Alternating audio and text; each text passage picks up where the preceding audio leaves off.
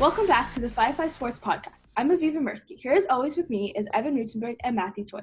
We are back after a one-week hiatus and have a big show for you today as we break down last week's AFC and NFC finals in preparation for the Super Bowl. Let's start with the Buccaneers versus the Packers. With Tom Brady moving on to the Super Bowl for the 10th time in his career, what were your thoughts on this game? It was a well played game for Tampa Bay. They didn't do anything crazy. It wasn't a game that came down to the last play or the last 3 seconds. Tampa Bay did what they had to do. I think defensively they played a very solid game, limiting Aaron Rodgers, especially in that second half when Tom Brady was throwing those turnovers left, right, and center. But they found a way. Tom Brady at the end of the day had the calmness, and as we've just seen throughout his career, maybe he has a bit of luck here, but no matter what, he came out on the winning side, which isn't easy to do, especially in the circumstance of an NFC championship. So it wasn't a perfect game by Tom Brady by any stretch of the imagination, but you really have to look at Aaron Rodgers and say he wasn't at his best. There are two decisions I pinpointed that I said he could have got a touchdown or he could have been close, where it ended up just being a field goal for Green Bay. The first one, I think, it was in the first or second quarter when he had Alan Lazard wide open in the end zone, and he decided to throw to the back of the end zone to Devontae Adams, which ended up being complete. It was wide open, and usually Aaron Rodgers makes that right read. So there's 7 points off the board there.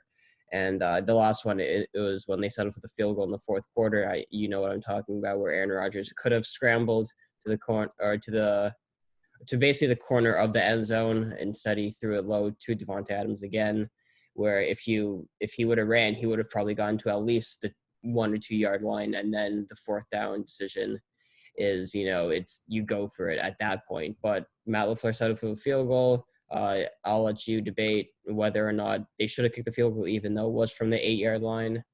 And that ended up being a decision because they didn't get the ball back in the last 2 minutes. Tampa Bay closed it out, did what they had to do. They're a good football team, a lot of talent, and they're going to give the Chiefs a run for their money, definitely. The one guy that we have to call out, though, on the Green Bay Packers is Kevin King. What a nightmare he had. I think the worst play was when he gave up that touchdown to Scotty Miller, when he was at fault for just letting him run by. To me, it looked like a sign of disrespect, just not taking Scotty Miller seriously, and that's just an absolutely ridiculous thing to do. These are all NFL players. These are guys that could burn you with just one moment of not concentrating, and it was inexcusable. I mean, that wasn't the first time Kevin King got burned. He was all over the place the entire game, but that was the one where end of the half, final 7 seconds, or basically the final 10 seconds, and you just let that guy beat you deep, and it's inexcusable. I think it was a sign of disrespect to Scotty Miller, thinking that they weren't going to look at him, and that's just an example of not doing your job. And he is he is probably the biggest reason that Tampa Bay is in the Super Bowl and Green Bay is not. Yeah, make a lot of points there, and I think I agree with you on what you say about King, and I agree with you on basically everything you say about the Buccaneers.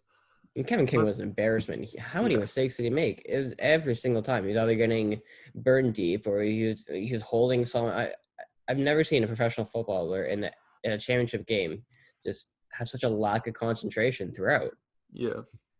But you mentioned the field goal, and I will say I do think that was a poor decision on that first part.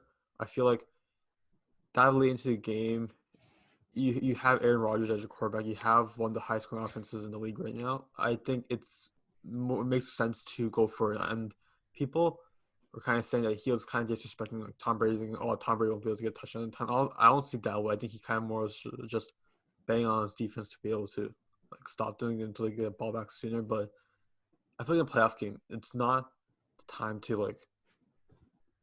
I feel like if you have an offense as good as Green Bay, you don't need to play it safe by kicking field goal. I think it made more logical sense to just go for it, and I think that definitely would have changed the game as we know it. Yeah, we want to get the Super Bowl, so I'll make the next point quick before we go on to the other championship game. Yeah, I mean, even from a math point, it didn't make sense. It's not like they were down 6, you cut it to 3 to field goal. They're down 8, so you cut it to 5. I mean, you're still down a touchdown. You still need a touchdown. You're at the 8 yard line. You have Aaron Rodgers. You have the most talented thrower of the ball of all times until Patrick Mahomes overtakes him in the next 15, 20 years.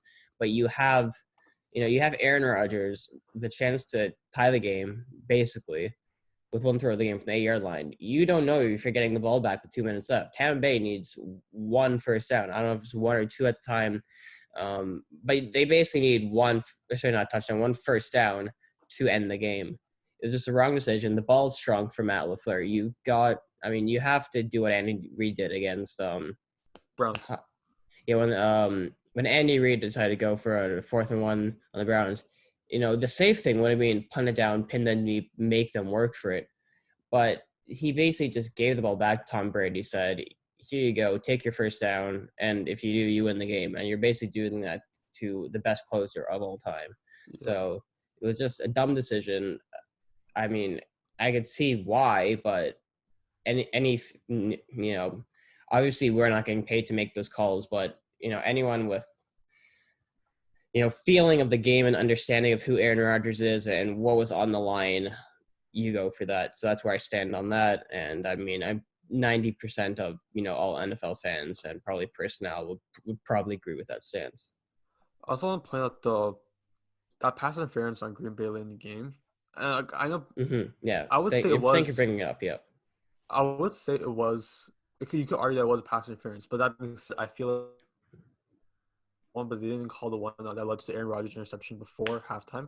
I feel like that's completely that was just a complete bad fishing overall. Yeah, I think it was a poorly reffed game. You mentioned the Green Bay interception. It was intended for Lazard. I think it was Whitehead that picked him off as one of their safeties, either Winfield or Whitehead. I forget at this point. But, he was held. It was Winfield. He held Lazard, doesn't get called. I mean, I don't mind NFL refs getting 1 or 2 calls wrong. You just ask for consistency. And I think what Kevin King did, he made it more obvious because he held the jersey and everyone could. I thought about it. I'm like, do I have an issue with it because they haven't been calling it the whole game?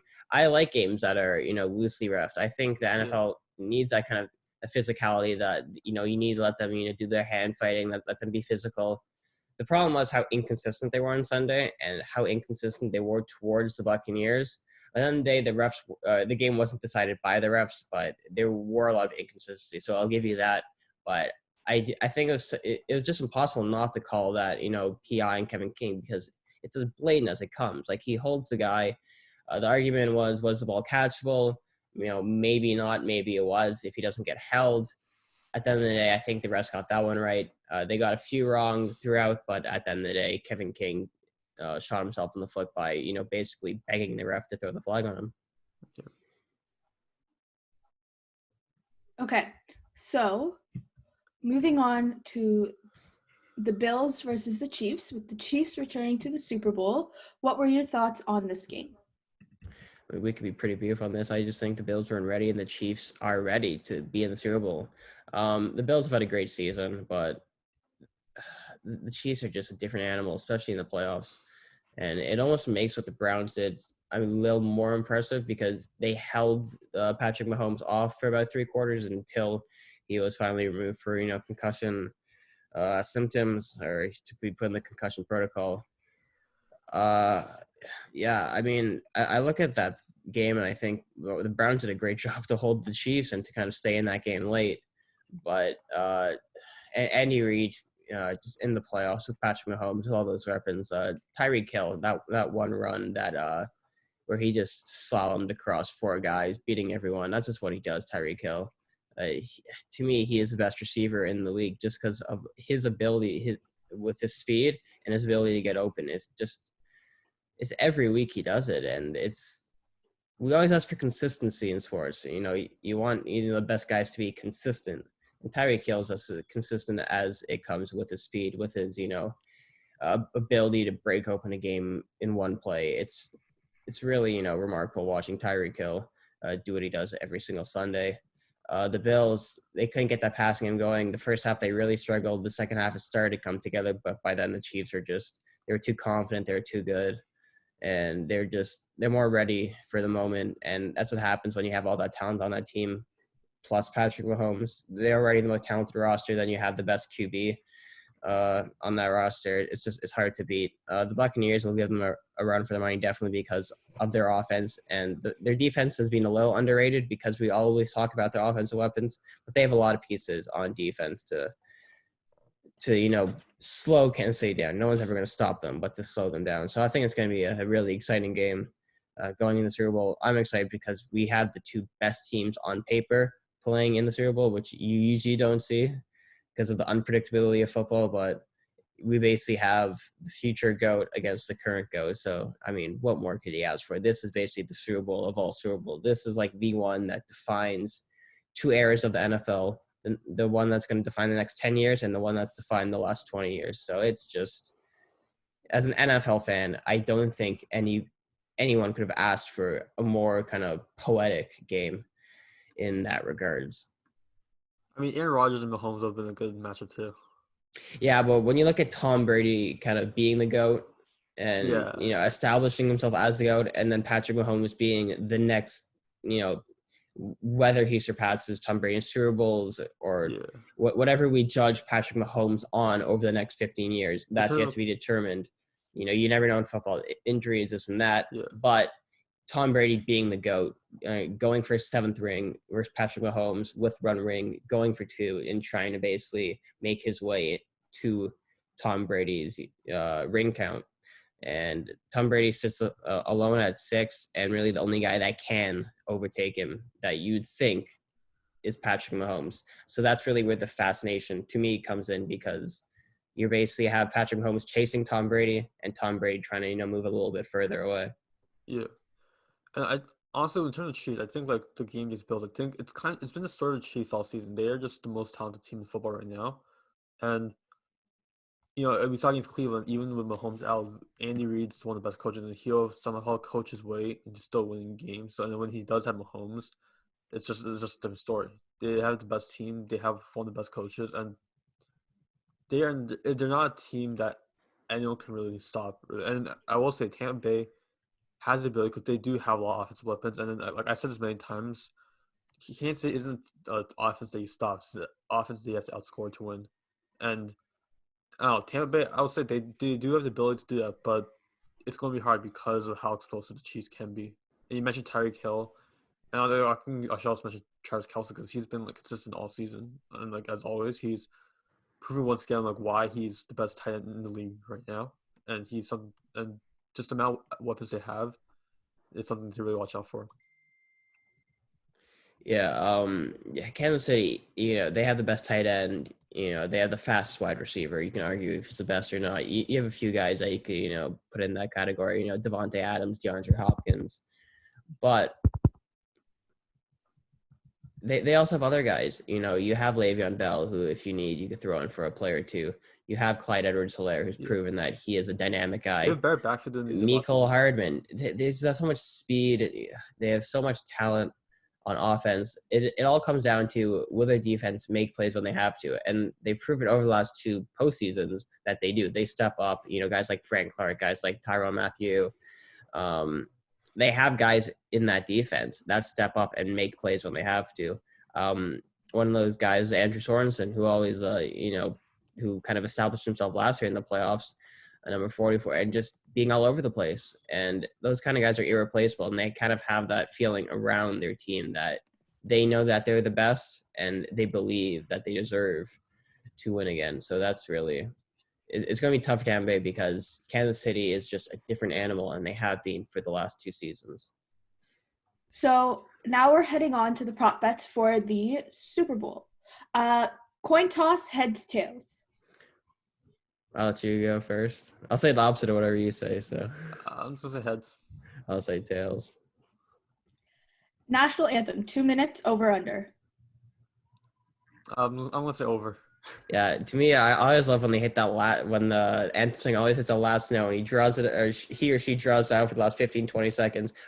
If I was a betting man, I'd always go the over for the national anthem. Super Bowl. They want to, and a lot of people are watching. They want to extend it as long as possible. I feel like over is a safe bet, and I'm always going to go with over just for that last little note, just to hold on and time it and kind of just pray that over, just to see if you're right or wrong.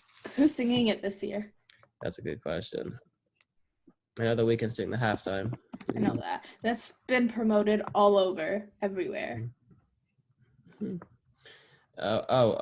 Jasmine Sullivan. I don't know who that is. Okay, next A question. duet performed by Jasmine Sullivan and Eric Church. Okay. So there you Okay. go. Next question. Patrick Mahomes, over under 327 passing line. I'm gonna go over. I think it's gonna be a huge offensive game, and I'm thinking Mahomes is gonna bring everything to it. Yeah, it's hard to bet under on a Patrick Mahomes passing yards prop in a Super Bowl. I have to go over too. Tyreek Hill, over under 91 receiving yards. For this one, I'm going to go under because I just think there's so many weapons on the team. I wouldn't bet on him only using Tyreek Hill because there's so many players he can pass to. But I think he can come close to it, but I still say something under. I like your thought. I'm still gonna go over Tyreek Hill. It's just he could get 91 yards in one play. So I'll take Tyreek Hill and over on that one. How do I pronounce this person's last name? Travis Kelsey. Okay.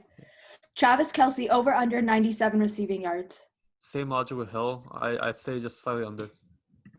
God, I think maybe one of the other would go over, one would go under, but I believe in both of them so much. I'm going to go Travis Kelsey over because whenever I watch him play, he gets over 100 yards. I know the Super Bowl. I know things can happen. That's why I'm going with over. Tom Brady, 296 over under passing yards. Just like Mahomes, I'm going over. I think he's gonna bring everything he can, and he'll go over 296.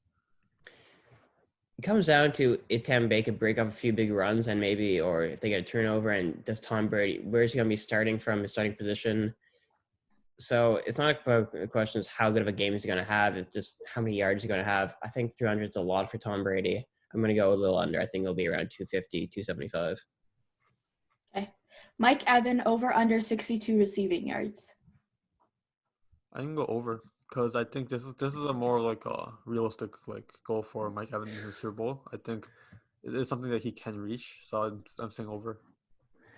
I like your thought, bro. I'm going to go under from Mike Evans. I don't know who's going to cover it. Maybe we'll go over. It's 62. He's going to come close to that. It all depends on who's. It depends on who's going to be the premier receiver. If it's going to be Godwin or Evans, because I think one or two of them is going to go over. The other one's going to go under.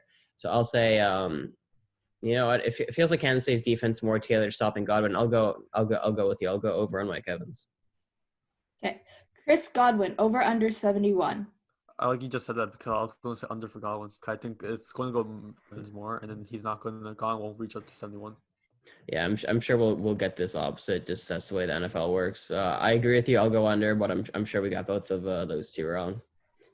First touchdown. I'm going with Mahomes throwing it to Kelsey. I'm gonna go. I'm gonna go with an underdog pick on this one. I'm gonna take Clyde Edwards-Helaire to somehow run one in, or he'll get like a 2-yard pass from Patrick Mahomes. But I'm gonna go Clyde Edwards-Helaire to shock all the first touchdown score bettors in that one. Total sacks for both teams, over under 4. Over. I think they're gonna really try to defense are really just try to pressure Mahomes and Brady as much as they can, and I think it's gonna go over 4. Yeah, it's going to be around that 3 to 5 mark. So you're really flipping a coin here. I'll go under just for the sake of argument. I think both teams have great O lines. The Chiefs, I think, will come in with maybe 2 or 3 injuries to that O line, to their starters. But Patrick Mahomes is such a good scrambler. Tampa Bay's healthy on their O line. They've been protecting Tom Brady all year. I mean, it's going to be right around that 4 mark. But I think, just to go opposite of you, I'll go under. Total interceptions for both teams, over under 2. For this one, I'm gonna say under because I don't see either quarterback throwing an interception unless some really good play by defense occurs, which obviously couldn't happen. But I just don't see them making a mistake in the Super Bowl. Maybe Brady will make one interception, but I say under. Yeah, I'm going to go with the unpredictability factor of football. I think Patrick Mahomes and Tom Brady will throw 1 interception each. So I'll go with over. I'll go with they'll end up hitting at least 2 interceptions. What team scored last? I'm gonna go with down to the Chiefs. I'll make a foul play to win the game for them. I'm thinking the exact same as you. I'm hoping that game comes down to the last play of the game, and somehow Patrick Mahomes, 1 second left, throws a game-winning touchdown to Travis Kelce or something, and they end up winning the Super Bowl. I'm hoping Kansas City wins, and in my dream scenario, that's what's happening. So I'll go with the Chiefs. Over under 57 total points. I'm going over. Like I said, it's gonna be an offensive blowout. It's gonna be an offensive back and forth, and yeah, I think honestly, one team can get close to 50 on their own. So I'm going. Yeah, over. if you're betting the under in this game, you don't like football, and you're betting too much to be serious. Bet the over. You have 2 goats in this game. Yeah, hopefully one team hits 60 on their own. That would be the dream scenario. Okay, Chiefs to cover 3.5 points. Yeah, do. No, it's going to be a 1-point game. Okay, Super Bowl MVP.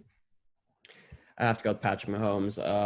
I mean, unless something remarkable happens, it's going to be with one of the 2 winning QBs. Just the way the narrative has been drawn up for the game. So unless someone comes up with 4 picks or something, or someone has 7 sacks, it's hard for me to imagine that it wouldn't be Mahomes or Tom Brady. And I'm going to go with who I think is going to be the winning quarterback, and that will be Patrick Mahomes. Yeah, I was gonna. I was trying to think of someone to pick different, but I gotta go It's hard not to, yeah. Yeah, I'm right on the Chiefs, so it has to be someone there. And if you're going for Chiefs, you can't pick anyone but Mahomes. Okay, so final Super Bowl question is, we've been answering this question for the last couple weeks, but now with the matchup set, which is not what we originally predicted, who is winning the Super Bowl? Chiefs by 1. That's my grand prediction. In a NFL season that's been crazy and unpredictable, and a lot's happened this year, and it's been great to cover. I'm gonna go with the future greatest of all time, the future GOAT, to win by 1 point over the 44-year-old Tom Brady. Yeah, I'm going with the Chiefs too. I think it'll be a very close game. I think maybe not by 1 point, but definitely by 1 possession, the Chiefs will take the win over the Buccaneers. Okay, so moving away from football for now, we'll cover a bit more of the Super Bowl next week and how that goes. But now we're football. I will the Raptors. Siakam's been playing better, at least for the last 2 games. Thank But God. I think in terms of the Raptors, I think the story's just kind of the same because they don't have that bona fide superstar on the team. I think each game it's really kind of showing up, and I think the problem is the team kind of picks and choose who kind of show up that night, and I think so too few games this season. It has been the whole team collectively playing well. I think that's just been still the biggest struggle of the team this season. I said the last 2 weeks, they're definitely kind of bringing something that we didn't see in the first couple of weeks of the year, and they look more together. They look more of a unit. I mean, it's hard to be worse than how they started. I forget what their record was, but it was 2-7. I don't know what exactly they were, but they couldn't buy a win if they wanted to. I mean, there's a lot of guys that are getting a chance that you would have never expected. A year or 2 ago, like Stanley Johnson, I thought has had moments where he's played really good defense. He's been in the right position, coming up with, a clutch basket here or there. Guys like Yuba Watanabe. There's guys that are kind of just filling in their roles, but this looks like a Raptors team. Some of these guys, it looks like a Raptors team you would have seen 10 years ago. A lot of guys that really shouldn't be in this league, that are kind of punching above their weight. And I think a lot of the credit, again, goes to Nick Nurse, because without Nick Nurse, this team wouldn't be playing at the level they would be. I think definitely when you look at the players that are established, like guys like Freddie and Siakam, these are guys that aren't, maybe the most talented players, but he's going to put them in a role to succeed, and he gives them the most opportunities. So that's something I'll always love from Nick Nurse. And this team, they never stop playing defense. Again, we said last year, if they're struggling against a good team, they're always within a game because of how well their defense plays. Obviously, they haven't been as effective this year because they haven't had the same kind of talent level. But there are moments, and there are, times where you can never criticize the Raptors, lack of heart or their lack of effort. Obviously, they're not the most talented team, but over the last 2 weeks, if you've been watching them, you could definitely see that they're not going out there looking sorry for themselves. They are trying to compete. They are, pushing teams to the limit. Some nights it doesn't work, some nights it does, and that's kind of where we are with this team. And I think now we're about a month in. We have an idea of what this Raptors team is. Yeah. We can now kind of firmly say that they are who they are, and it's not going to change for better or for worse. Yeah, I agree on that. And what are your thoughts on the rest of the league and how that is going? I think for me, a standout was like not even as a player, but like a team that's kind of like comment out of it was the Hornets because coming to the season, I think like no one ever really kind of thinks much of the Hornets, and even after they drafted Lamelo Ball, we didn't really know how that'll turn out.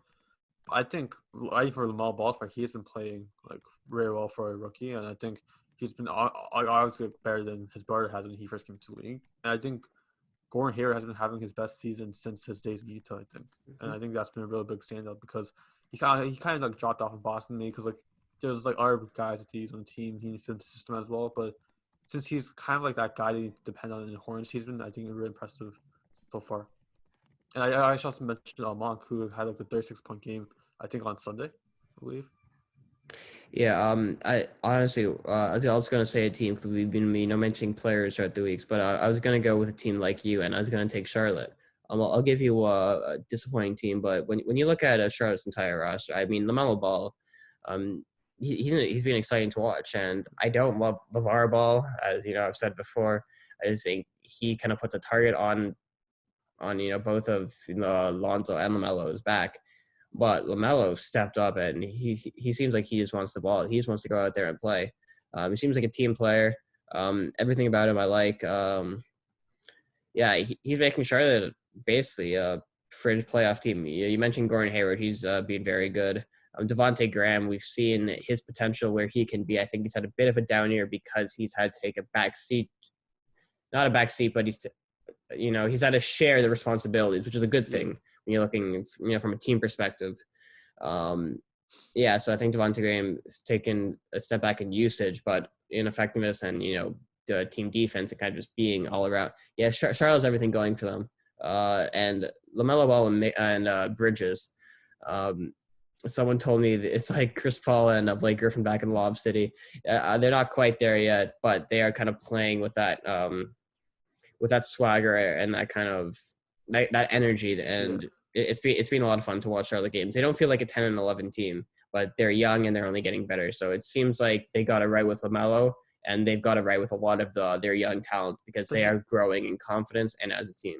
Especially in the East, they do have like a chance in the playoffs. Like they are contenders in the playoffs because the East isn't the strongest conference. Yeah, so they're definitely in the conversation there.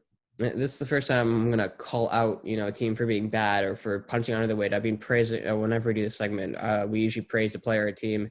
How bad are the Detroit Pistons? Oh. I mean, that team is so bad. What do they have going for them? They have I feel like they just have absolutely nothing going for them. What are they, 5-15, 6-15? Yeah. They're 5-15. And I have to say, I called it about Dwayne Casey years ago. I was so happy the day he left the Raptors. He was always an above-average coach that got exposed in the playoffs. Now that he has little to no talent on Detroit and an aging Blake Griffin being his best player, Jeremy Grant's at least, benefiting, just from a usage standpoint and from a stats standpoint. He's having a career year. But that man can't coach without decent players, and he's basically being exposed in Detroit. I'm happy for that because I've never been a Dwayne Casey fan. The day he left is the day the Raptors finally started to have a slimmer of success. Good on Detroit for sucking and hiring Dwayne Casey as a head coach because he's clearly proving that he is not a championship winning guy. I think you've been holding that in for a really long time. Oh, I have, yeah. I'm not denying that one. Okay, so now moving on to the NHL with another 2 weeks of the Leafs, what has been your thoughts on the team? I've been pleasantly surprised. They look like the best team in it's called the Canadian Conference for all intents and purposes. I'd say the one guy I'm very impressed by is Justin Hall. I'm always, calling for the Leafs to need more defense. I'll talk about TJ Brody and Bogosian in a second because they've also thoroughly impressed me so far. But Justin Hall's been the best defender out of nowhere. I saw some shouts for is it the Norris Trophy for the best defenseman? Yeah. Yeah. Yeah, so I've seen some early Justin Hall Norris Trophy shouts, and that kind of came out of nowhere. Considering that Justin Hall was never, really a consistent NHL player, let alone a consistent defenseman. So credit to him, he's been, fantastic. He's probably maybe the Leafs MVP so far early on in the year. But just on TJ Brody and Zach Goshen as well, I've been very impressed by them. I think they're always in the right place, and defensively, they just look like a better team. Frederick Anderson doesn't have to face as many shots per night. It's hard to completely judge a team or any team, considering the fact that they're playing, basically one of 6 or 7 teams, within the season. So they're not playing, they're not getting tested against everyone. But I mean, they're passing every test against these Canadian teams, and so far, out of all of them, I would say that they've had the best start, without a doubt. I think Montreal's had a shout. I think Montreal's punching a little above their weight currently. I think Toronto, if they play like this, would be considered an actual contender, which is something I didn't think I'd say 1 month into the year. Yeah, and I'll say about the Leafs. Like, you said that they look like the best team in the division, but I'd say argue that they look like one of the best teams in the league right now. Oh, you can use easily. And I think like the biggest criticism coming into the league into the season was defense, like it is every season. But I think they've definitely been impressive. You mentioned Justin Hall, and I think he's definitely was a standout. But also, like, I want to say, like you said, TJ Brody, because I mean, it's funny because we were supposed to have TJ Brody last season, but it's like, since Calgary didn't want to go Calgary, instead we got Tyson Berry, unfortunately. But like I think that now that we kind of had the pieces that Dubas wanted when he was like acquiring talent for Leafs, and I think now we kind of had the team that we should have had last season, and this is a team that's kind of ready to kind of hopefully take that next step forward in the playoffs. And I think so far this season we've seen them go that far this season, and the question will be, can they keep it up? The one person I also need to give credit to, Sheldon Keefe. I'm always critical on Leafs coaches, especially when I think they should be playing, better, or they should be playing, a different way. I think offensively, there's still some kinks to work out. I think they look a little bit out of sync at times. And they do kind of have to address some of those issues. I think Tavares and Nylander need to kind of get some chemistry on that line, because I think Nylander's been great, but I think Tavares has been I mean, he's not like going to be. Yeah, I'm so used to seeing Tavares as that goal scorer. Yeah. And when he came in his first season, I think he was just under 50 goals. And then how he underperformed last year. I know a lot of his job is, winning faceoffs, doing the dirty work down, deep. But I think he just looks a little bit out of sync. Like pucks jumping off his stick. He's a few inches off on some of these passes when you need to go tape to tape. He's just a little bit off on that. So I feel like if he's a little more sharper, and if he can gradually get sharper until the playoffs come, and he needs to perform in the playoffs, because that's where everyone earns their money.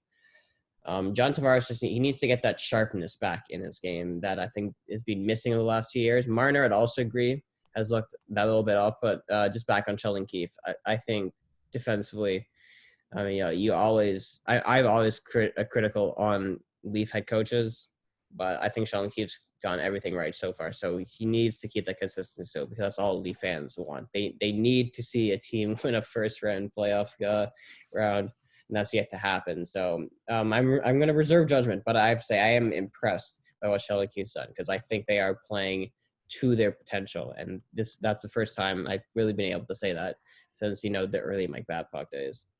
Yeah, me, I've always been a bit more support on Keefe. I always said I think he's a coach that kind of understands the way, like, I think the chemistry between Dubas as a general manager and Keefe as a coach, because the relationship back in the Marlies, I think it was always like in sync, and now I'm glad to finally see it kind of producing results. Okay. So, finally, as always, our not so rapid fire segment. I need my phone. Okay, 30 seconds each. You know the drill. Sorry. Okay. Who's going first? I can go first. Okay. Is Matthew? Wow, I almost read that wrong. Is Matthew Stafford to the Rams a good fit? It feels like it is. It feels like Matt Stafford finally has a chance to win a Super Bowl. The Rams have a great defense. Young defense only getting better. It's all about the O line because we all know Detroit. He never had that O line. He always had great receivers, but he's always hit too much. If the Rams can work out the O line, if the defense plays for him and Matthew Stafford does what he does, that team, I think we're looking at a contender in the NFC because I think they're one of 3 or 4 teams that have a chance to win it next year. Yeah, I'm going to say yes as well because I always liked Sean McVay as a coach, and I think Stafford will fit well into the system. And they have good weapons in Robert Woods and Cooper Kupp. So I think that's a good fit for Stafford. And plus, I mean, like you said, they had the defense and O-line will kind of like help them take that further and help them to kind of be contenders next year. Amazing. Okay, next. Now that Watson officially handed in a trade request, where do you think he will end up? I stick by what I said a few years ago. I want him to end up in San Francisco because I think that's just a perfect mix. The match made in heaven. If he goes to San Francisco and the offensive genius that we know from Kyle Shanahan, I think that we're looking at a team that could win the Super Bowl. And Watson is that type of talent. He's a top 3 talented or top 3 QB talent with Rodgers and Mahomes, and you have Russell Wilson sitting right there. And I think Wilson and Watson are basically on the same level. So I think if he goes there, he has a chance at a Super Bowl ring. Time.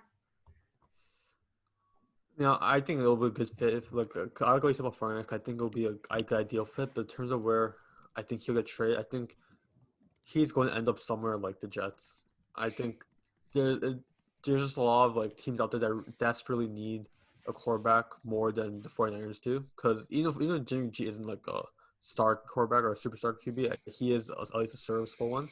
There are many teams out there that don't even have that, and I think they're going to try to go after Deshaun Watson with everything they can.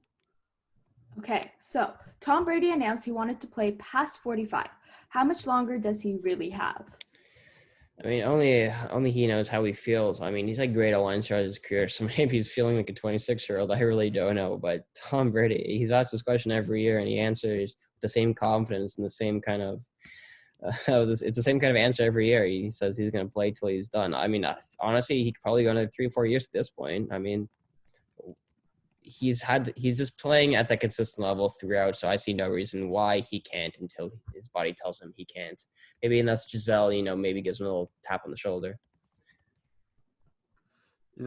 I was kind of saying, I remember thinking, okay, he's not going to go too much past 40. And then, okay, he's going to retire next year, I've been waiting for the last, 5 years for him to retire.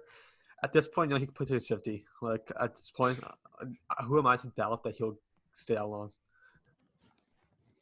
Okay, so, impression, Sirianni's? How do I say that last name? That's how it sounds. Where is it? Sirianni. Sirianni? Oh, I spelled that wrong. I'm so sorry. Here. No worries. It's all good. It's all good. Impression of Nick Sirianni's first press conference as Eagles head coach. Wasn't good. We talked about Adam Gase a few years ago when he was all over the place. His eyes were one moment left, one moment right, down, up, south, north, east, west. It was very confusing press conference, and he was stuttering on all his words. It looked like he didn't he wasn't ready for the position. He didn't know what to say about being the Eagles' new head coach. It was a strange one. I don't remember word for word exactly what he said, but it was just an odd opening interview. I think Stephen A. Smith said best. He looked like a deer in headlights. He literally looked lost. He didn't really seem like. It seems like he's still trying to process the fact that he has the job as Eagles head coach, and I think this is just a telling story of the Eagles overall. They'll have a coach who doesn't really know what he's doing there, and yeah, like you said, it's not a great look for this new star of the Eagles, and we'll see how he does, but it's definitely not a great start. Okay. Impression of Dan Campbell's first interview with the Lions. I don't want to run through a brick wall for him. He was basically talking about, his I'm against the world. He doesn't care about what happened before. He just cares about what's going on now, and he wants 110% for all his players. it was a more composed press conference from him. And I mean, he said the right thing. So, obviously the proof will be in the pudding. We'll see how Detroit performs on any given Sunday, but they do have some weapons. They have good receiving core. They have some good young players on defense, and now it just has to come together for them. Yeah, I think he said everything right. I think he knows what his team is about. He knows what to expect from them. And I think honestly, I think he's just like what any other coach would say, and he just wants to make the most out of the team he has. Better destination for Bradley Beal, Heat or Celtics? I mean, these are both two teams that can easily win a championship, within the next 3 years. And if you're Bradley Beal, I mean, you're basically picking out who do you think has a better shot at, potentially winning a chip. I don't know where he's going to get traded. I don't know if Washington's going to trade him, but I mean, out of respect for him, they really should. I think the Celtics are just a better option because if you combine him, Tatum, and Brown, and then you have other guys like Marcus Smart, it would just the depth on that team would be ridiculous. So I mean, if Bradley Beal goes to Boston, as a Boston hater, I'd be sweating. Time. I'm gonna go with the Heat because I just think he's going to be a good fit there. Plug him in at the 2 position and have Jimmy Butler on the 3. I think it just there seems honestly already a lot more there's too much space taken up in Celtics. I think there's more space in the Heat, and especially with Spoelstra coaching. I think he could kind of utilize Butler and Beal both very effectively. And of course, that's not going to lead up Bam. He's going to do what he always does. And I just think he is better fit. I think he can use a player like Beal. It's like both teams have so much talent, and no matter where he goes, it's just basically you're adding another weapon to an already full arsenal. Yeah. Okay. Do the Nets stand a chance of a ring with their current roster? I mean, I don't think so because if you watch them try to play defense, it's not very pretty. I mean, obviously you can't judge this Brooklyn Nets team 2 weeks in because they haven't had all 3 of their stars playing for any given day. I mean, and when you're trying to work out kind of those kinks with a new team, COVID, it's not always easy, but they definitely have to up the intensity on defense. We know what Kevin Durant can do on both sides of the floor.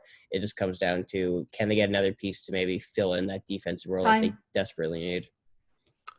No, they don't stand a chance, and I've never been sold on the idea of this big 3 in the Nets. I think when you have both Kyrie and Harden, I think in some games I've been proved wrong, but there's a lot of games where you're not using either player, so you're not maximizing the ability of either player, and with that plus the amount of they're lacking on defense, I don't think they're going to be able to keep up with the better teams that are able to play on both ends of the court.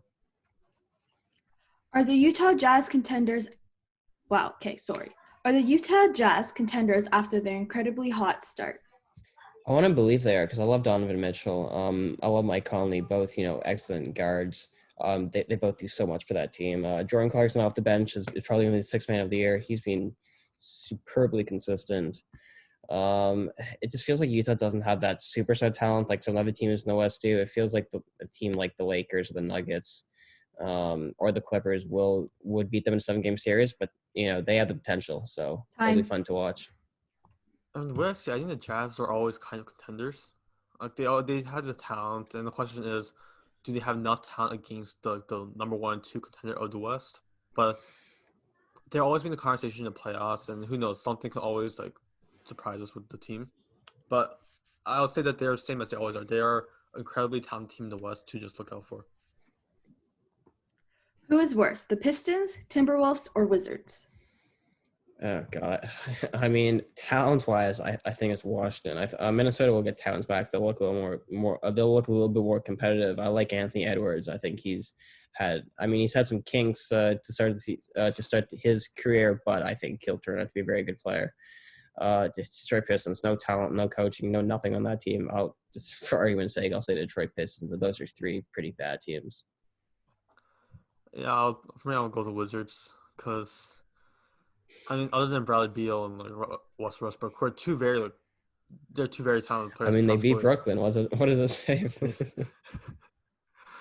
It just says there's no one else on the team really. It really is just the 2 guys, and you don't win basketball with 2 or 3 people. Simple as that. Okay, final one. Thoughts on Draymond Green and Klay Thompson calling out Rodney? How do you pronounce his last name? Magruder. Okay.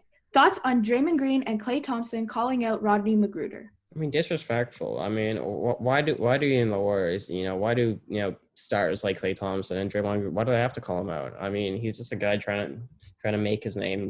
Trying to do, trying to inspire a team that needs some inspiration. I think it's unnecessary, and I think that's the ugly side of Draymond Green that we sometimes see, and that's what happens when Golden State isn't the best team in the league. They start to get cocky and sarcastic. I don't like it. It's not a good look, and they deserve, whatever's coming towards them.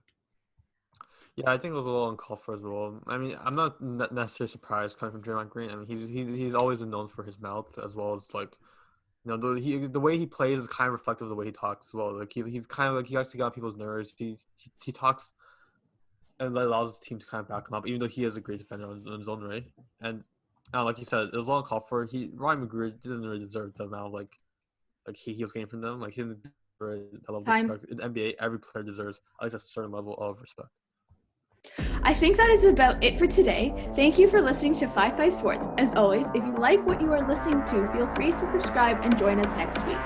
Bye. See you guys next week.